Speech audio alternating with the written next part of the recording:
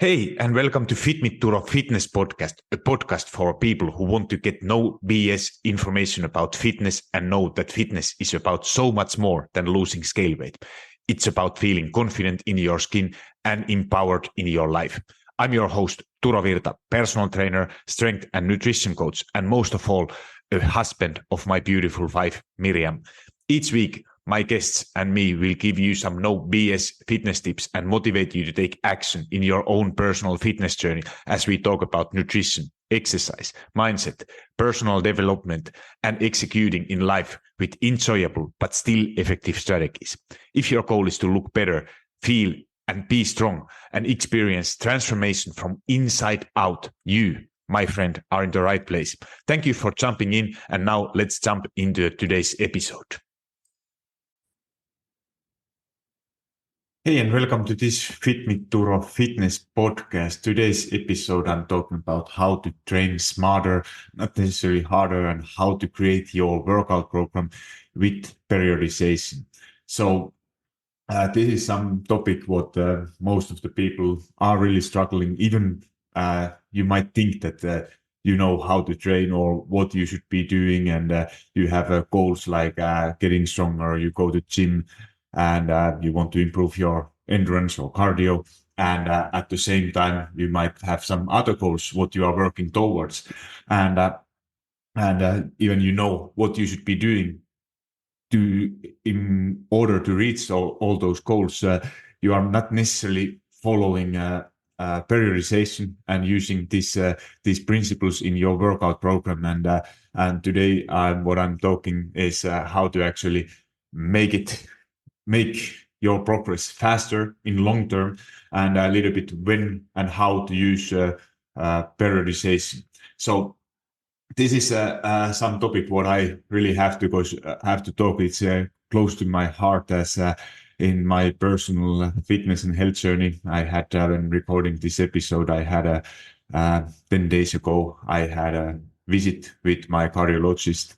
And unfortunately, I have found that I have my aorta is enlarged, and that was something what they found after COVID. Was visiting cardiologist after having COVID, and they found that my aorta is enlarged. And that is something like that. First of all, obviously, it was a big shock in the beginning, but it's still it's not too big or too dangerous at the moment.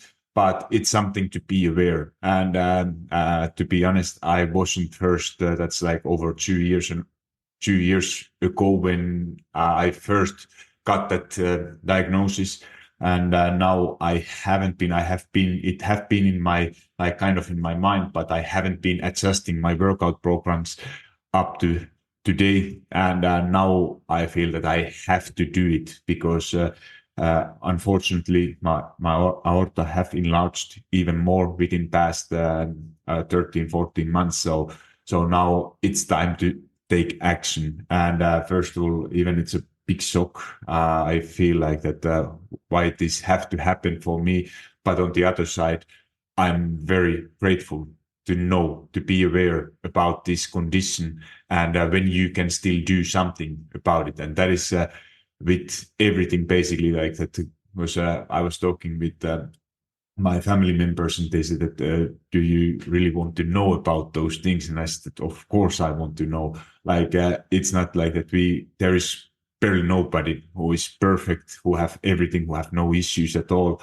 Like and if you are not aware of these things, you have no idea. And this is like in this situation, if you don't know what it means just basically that my aorta is a little bit enlarged, and there's a risk that at some point, maybe even at the early age, like 55, 60, you get a heart attack, and that's going to be mortal. So it's very scary to think that if I have maybe 15, 20 years left, and then it's you get heart attack, and without basically recognizing anything, and it's just that you are gone. And now this make me to make adjustments for my own workout program. So what it means, my condition means that basically I need to avoid everything what makes your aorta bigger, or increasing my blood pressure, and for example, exercises like all like kind of isometric exercises where you have to hold your breath for longer. For example, with the weights, all heavy weights. When you, if I do some heavy squats or deadlifts or something where I have to hold my breath to be able to use heavier weights, those I have to avoid. Or exercises like planks or pushing towards and holding your breath at the same time. So those are all exercises what you should be avoiding. And obviously, when I talked with the doctor, it's all kind of weight training. But if you understand the principle, it's basically all heavier weights. It's not that because I feel that I'm at the moment I'm not able to, I can't like strength training after starting it 2.5 years ago. I feel better than ever. And now when somebody's telling that I have to stop it, it feels it's such a big thing. And I was like that first, how I reacted it was kind of like that, okay, now I'm not going to do any strength training. And now I'm kind of thinking like that I have to adjust what I'm able to do. And at the moment, it means that still some form of resistance training. So kind of like dynamic exercises. So you keep going. So you don't need to hold your breath. It means using lower weights, using banks, using suspension trainer, that kind of like where is that not necessary to hold your breath for too long. So it's kind of like all kind of cardio activities like swimming, walking, running, that kind of stuff. It's only doing good as you still should train your heart, but avoid all kind of like which are exercises or movements which you have to hold your breath. So when your aorta is getting bigger, and with this condition, I have to adjust my own workout program. Unfortunately, but this is something that you can always do something, focus something, and I'm sure I'm going to incorporate more like kind of mobility movements, which are at this age. I'm turning 42 when this episode is coming out in a couple of days. So it's like I talked with my mom and doctors that I'm not 20 anymore. So I have to be really careful what I'm doing. Even I still feel as like a 20s, or even better actually when I was in 20s. But now it's time to make adjustments for my own workout program. But even you have to make some adjustments when based on your age or health conditions. It doesn't mean that you can't do anything. Even like I said, even for me, that was the first thought to that. No, now I can't do it, so I just don't do anything, or I do something just what is relatively easy. But that's not the case, because there are so many things what you can still affect, what you can do, and it's just basically all about adjusting your program. So in the next minutes, I'm going to talk not anymore about my own things, but how you can actually improve your workouts, how to get actually results by working smarter and not harder. So uh, understanding that when you are creating your own workout, or setting your workout goals, just think what is in good designed workout program you have. Whatever your goal is, like for most people it's getting stronger or maintaining muscle mass, maybe removing pain if you have back pain, or increasing mobility. And for other ones, it's just that improving their endurance, cardio, and heart health, as that is important too. But even those are all great goals, and you can achieve them in a long period of time. If you try to do everything at the same time, you are not going to see as rapid results as you would focus on solely on one thing at a time, and then think it like that. If you do 2 months focusing on cardio, 2 months for strength, 2 months for mobility, or 2 months for something else. So in this way, you can get kind of all results within, let's say, 6 to 12 months from now. Instead, if you try to do everything at the same time, and you end up still probably getting some kind of progress, but progress would be a lot faster if you just focus on one thing at a time.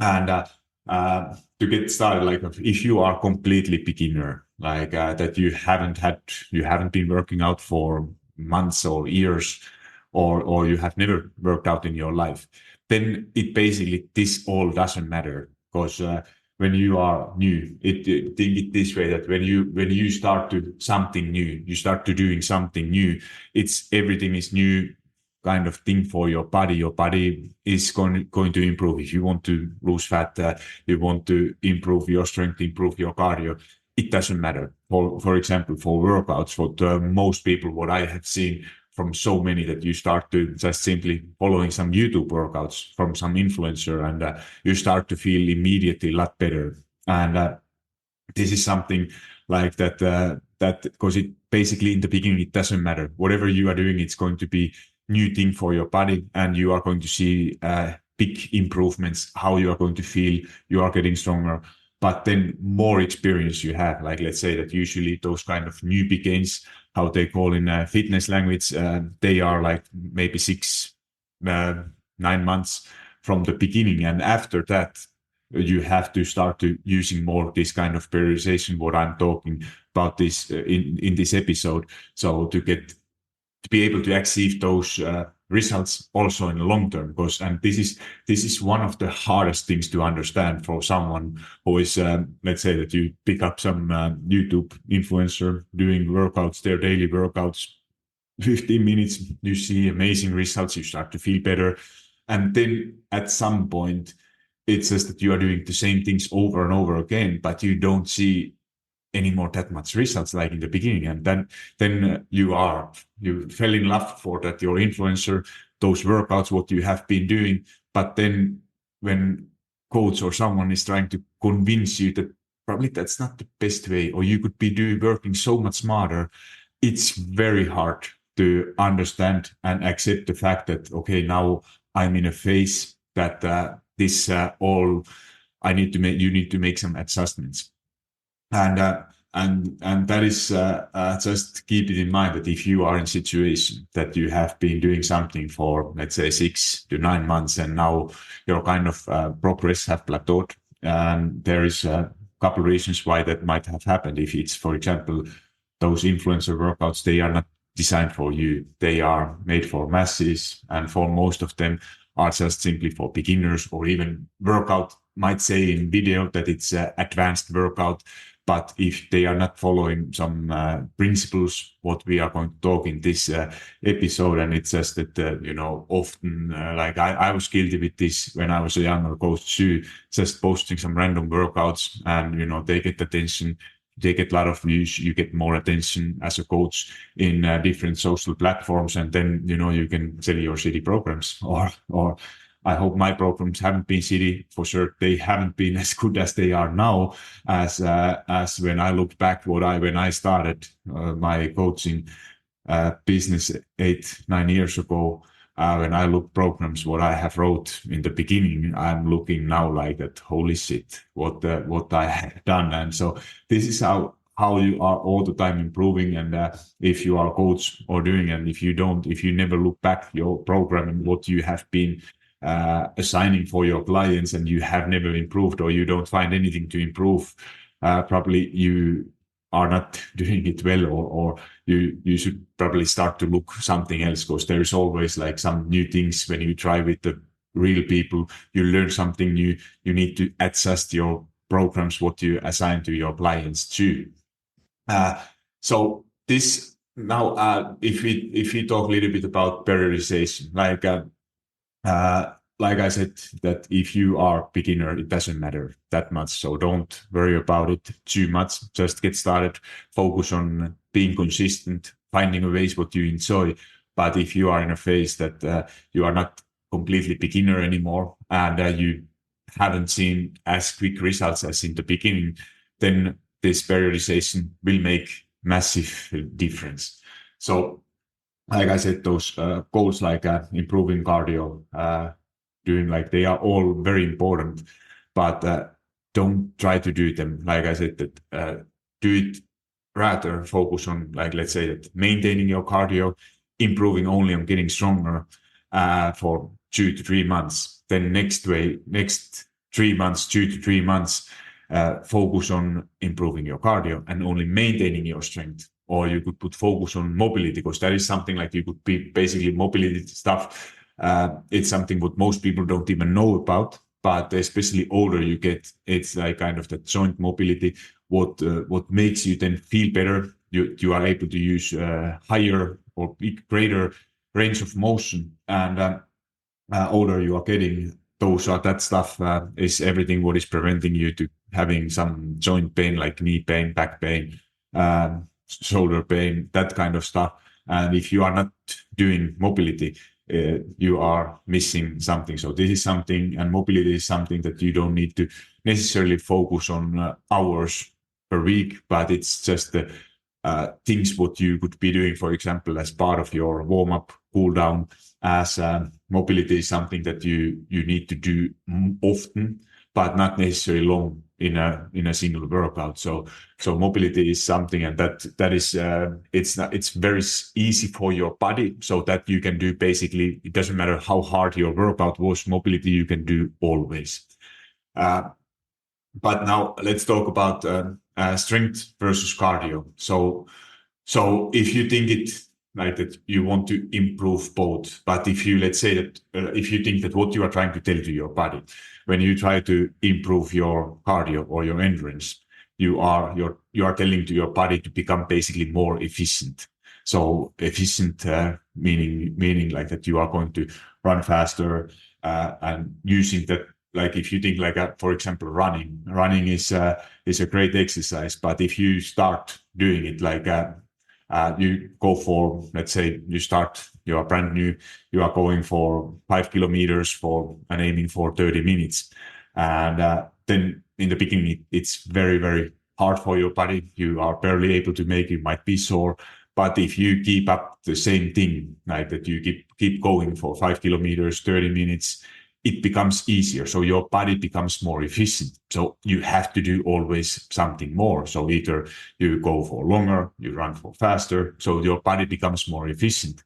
And to becoming more efficient, it's very hard to build muscle at the same time. So even like I said in the beginning, it's very possible, but longer you do it, if you try to do like improving your strength, it makes difference. Even it's not a big difference, but just an idea that how when you try to build your muscle, like when you try to build muscle, it means that you are getting stronger and you are building muscle. And if you cardio is kind of opposite, totally different signal than strength training. So those are kind of a little bit away from another if you try to do them at the same time. So I rather like, I'm not telling that you can't do, if you want to focus on getting stronger, that you can't do any cardio.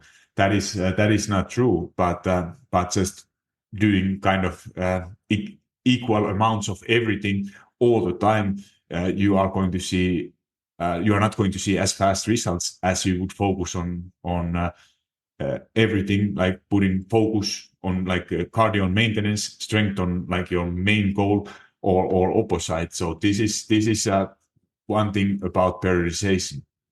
And for example, if focus is on cardio, like I had episodes about how to improve your cardio, like what is the most effective way to improving your cardio is simply zone 2 cardio. So you are doing, it's, for example, for me, zone 2 cardio is rapid walking.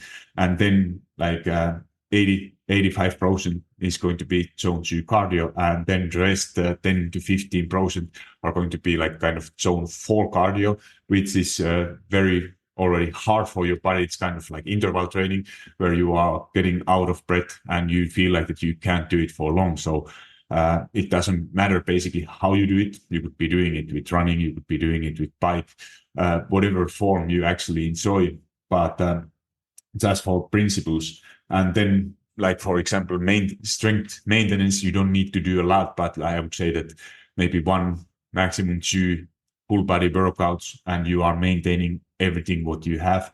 And this way you are improving your cardio. If it's then opposite, if your goal is to improve your strength, and maintain your cardio, then I would say that walking, just simply focusing on walking, maybe adding one interval training, as that is not kind of like long endurance training what you're doing. So it's very short, and in this kind of intervals you could be using, for example, for some kind of weights or doing some kind of circuit with the strength exercises. So you work on your cardio too, but still that your main goal is on improving your strength. And these are just principles, like how you think it, and it's also for me, when I earlier I did this mistake that I tried everything. I was doing everything, but now when I focus on that periodization and doing different things, like usually it's 3 months, 4 months maximum, one program, for example, improving my athletic performance, improving my strength. Maybe I have some different goals, like or what I had, like focusing on 3 exercises where I want to put my focus, and then building kind of my workout program around these goals what I have. And this, it makes it so much more interesting, so much more fun, and it's a lot more easier to stick with that, because you are kind of excited for working towards something new what you haven't been doing. And when you change consistently month by month your workout programs, it stays still interesting, and it's a lot easier to stick with that plan. So these are my suggestions. And now, if I want to, I would say about strength training, how to build your strength program. So think it this way, that what is important. Like I tell you, like if your goal is to do, let's say 3 workouts per week, what kind of splits, if we talk like if you should be doing like because there are many different variations how you could be doing it, like full body workouts, upper, lower body, push pull legs, for example. Those are the most popular things what you could be doing, or just simply like one day shoulders, one day abs, one day legs, different body parts. And what I have found is the most effective way. Like it depends. Like it's very complicated topic, but I try to make it as simple as possible. For example,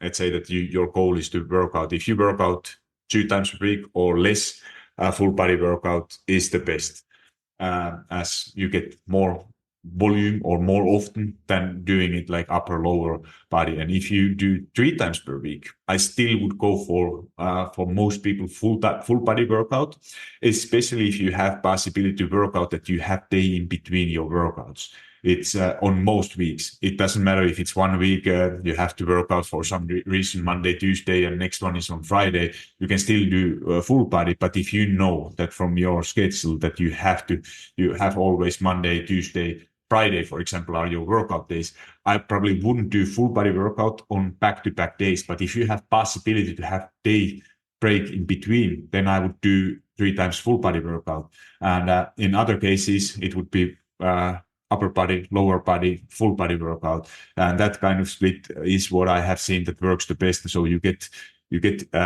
on every, at least every 5th day, you work on same muscle again. So 3-4 days maximum break between the muscle group, as instead of going like all in and working on one body part at the same time until the failure that you don't feel it, you feel it very sore. And if you work out 4 times per week, then probably it could be upper body, lower body, upper body, lower body, that kind of split. But more often you do it, then more you have to pay attention. But for most people, 3 times per week is more than enough. And if you want to go for 4th workout or 5th workout, then usually those should be kind of like easier workouts. What I have found that the clients get the best results when you focus solely on 3 full body workouts, and then maybe in addition some kind of like just sort of easier, for example, body weight exercises, mobility, and you get faster results, because this is one of the biggest mistakes what I have seen is that there are so many people who come to me and they are telling that they work out like every single day, 7 days a week or 6 days a week. And when I tell them that we start to doing program, and I said that if we work a little bit less, so let's start with the 3 workouts or doing like maybe 1 or 2 easier ones, and then they're like that, holy shit, how the hell coach is going to tell me to work less instead of doing more or something differently. And but then when they trust the process and start doing it, and it's the same thing with me. I used to be athlete who was always kind of working. It was the only way to do. It was always to work harder instead of working smarter.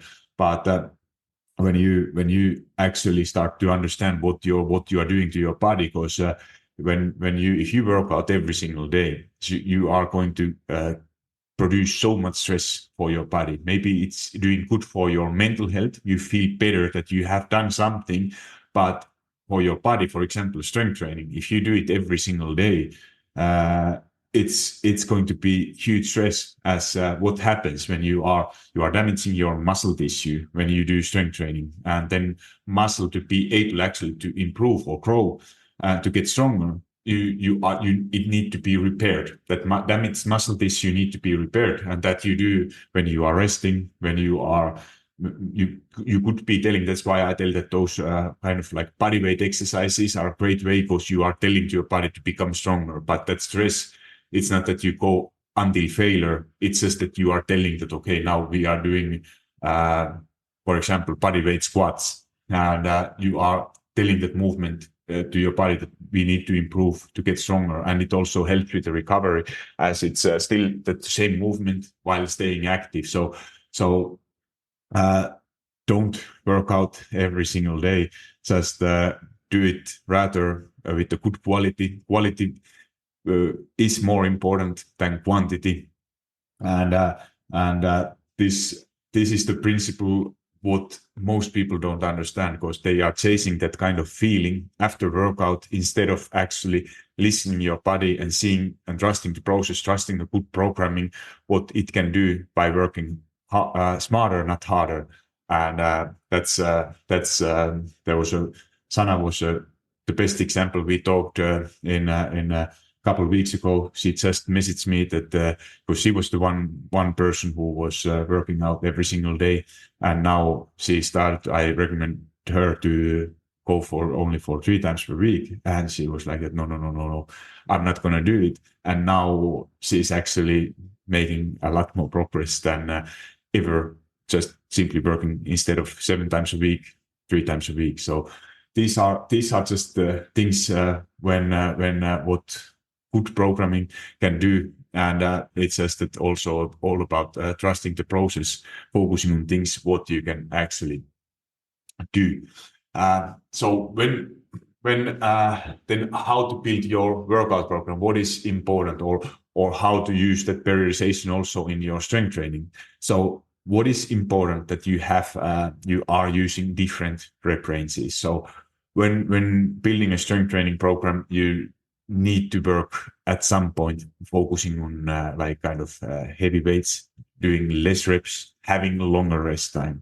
And because then there are 3 different phases of strength training. It's kind of like improving your maximum strength. Then there is that kind of like a hypertrophy phase when you are focusing on like building the bigger muscles, the size. And then there is like that strength endurance phase, like that you are able to hold it for longer. And to incorporate all these zones in your program. There are different ways how to do it. So you could be doing it within your workout program, within one workout. So for example, that you do 5 repetitions for squats, or some bigger, where you use bigger muscles, like compound exercises like deadlift, squats, bench press, and use kind of just do with a higher weight and less repetitions, longer rest time, and then kind of working on smaller muscles, different reps, so higher, more repetitions, less weight. So you could be doing it within one workout. Or what I like personally to use, I like to use it in my programming. Mostly, it's focusing on 1 month on improving your maximum strength. So it means that using heavier weights, lower repetitions, and having longer rest time in between. And then next month, it's focusing on hypertrophy, mostly like rep ranges, like from repetitions from 6 to 12. And then month after that, you focus on kind of the strength endurance, where repetitions are from 12 to 20. So it's lower weights, more like kind of go, go, go. And yeah, lower weights, less rest time. So you work on strength endurance. And this way, I find it for myself, and what my clients mostly feedback, what I'm getting is that they love it, because it's even exercises are more or less, there is not big secrets. They are very basic, as those basic exercises like squats, deadlifts, bench press, shoulder press, that kind of exercises, they are the best, but there's always a little bit different variations. And when you use all these exercises, different amount of reps, even the exercise is same, it feels totally different. If you do the same exercise, for example, the shoulder presses, if you do 4 or 5 repetitions, or if you do 15. So it's totally different thing if you do it on using that periodization. And this way, it kind of stays more interesting. You are more likely to stick with the plan, and because it's every month, it's something new, and it's always also for your body, new signal, new way to adapt. So your body is not adapting and going into a plateau. Because if you do keep doing the same workout program over and over again, probably at some point, even with the strength training, even you try to increase weight, your body is going to adapt, because our bodies, unfortunately, they are very good at adapting, and you have to be smarter than your body when building your workout program. So these are just the main principles how to build. I have another episodes in my podcast for about strength training, going more into the details, what you should be doing, what kind of exercises you should be doing. But just basically, it's just that if you work on your whole body, like you need to have all kind of like different movement patterns, like push, pull, kind of row exercises, those all kind of things. I'm not going to explain it now in this episode, as I don't want to go into too big specifics. But I have episodes if you are interested to learn how to do it by yourself. Or then other option is that because this is something what most people, it's very time consuming if you try to kind of figure out yourself what you should be doing, creating a plan. But hiring a coach or getting some kind of program what makes sense, it's the very good investment. Like I rather focus on, also I save my time, spend my money for something that I save my time. I don't need to think about it. I know what to do. So getting some kind of program that, or coach who is doing that program for you, so you know exactly what to do. You don't have to overthink what you should be doing, when you should be doing. So you know exactly what to do. And this is something I'm about to do in my upcoming 8-week challenge. It's starting on January 8th. So I take all the guesswork away from you. I create program for you. I'm going to create it for individually, every single one, depending on your background, training history, if you have injuries, what equipment you have access to, if you work out at the gym, if you work out at the home, what kind of, if you have access for dumbbells, bands, whatever. I create the program what makes sense for your current goals, for your current activity level, that it's not getting, because it's very tempting, especially in the new years, or when you are starting new, that you are starting to do too much. And when it's not going to be sustainable, you're not going to stick with it. And then you feel bad about yourself, and as you are not able to follow the program. And then it's time when you are quitting, telling that I'm not able to do it. I don't have time. I don't have motivation. But if you start, especially in the beginning, a little bit less, what you would in your best days or ideal time do, but you are able to do it, you feel so much better about yourself instead of trying to aiming for 5-6 times a week. And then when you hit 3 workouts, which is still great, you feel shitty about those missed workouts instead of being celebrating yourself that you were able to do those 3 workouts. And this is something what I talk often with my clients, is that rather you do something extra, because there is a huge difference how you are thinking. If you let's say if you are not sure if you should be doing 2 or 3 workouts per week, and as that if you start with the 2 and you are able to do those 2, you have still always option to do kind of extra workout, that third one. And the difference is that how you are going to feel about yourself. If you aim for 3 workouts, you are able to do 2, you are beating yourself up because you missed 1 workout, instead of being proud of yourself and doing 2 workouts. And instead, if your goal is to accomplish 2 workouts, you are able to do both of them, you feel proud of yourself. Or even if you are able to do extra, you are like, wow, holy shit, I'm rock and rolling this workout program, as I'm doing even some extra.